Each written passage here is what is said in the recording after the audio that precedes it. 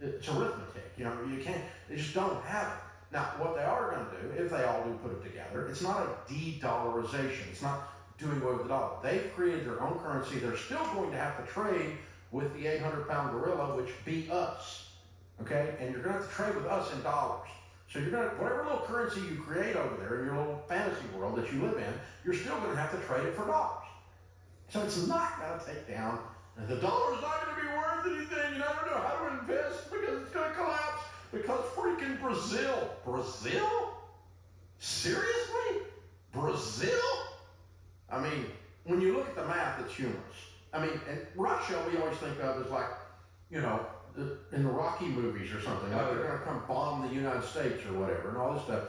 But when you look at even though it's a huge landmass, the economic production is pitiful. It's pitiful because communism sucks.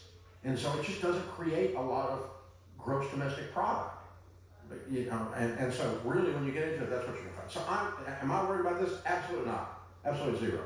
Because Russia is pitiful. China has no labor force. Their labor force is aging out because they stopped having babies legally, you know? And so they have no young labor force coming on. So several economists are predicting that their economy is really going to be in deep doo-doo in 20 years because there's going to be nobody to work.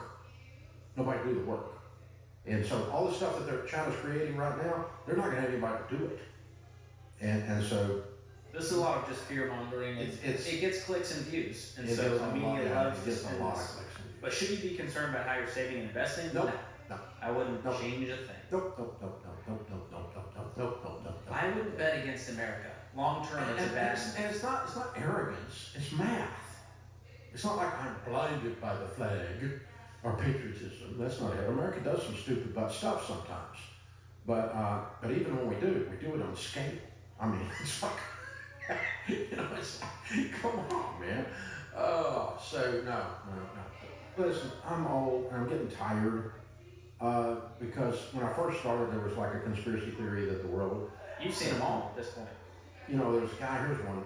I was telling a friend of mine. A friend of mine was asking me about this the other day, and I said my answer to him was, I read a book in 1982 called Bankruptcy 1984. It was predicting the end of the U.S. economy in 1984. It was written by an economist that was brilliant named Peter Grace. He was in charge of the Grace Commission in the Reagan administration.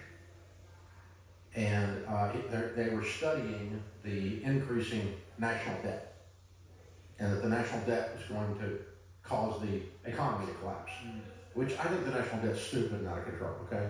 But this guy said it's going to hockey stick, and the monetary policy is going to turn upside down. We've sucked all the cash out, used it for government stuff, and the economy's got no cash to operate on, and so it's going to collapse in 1984.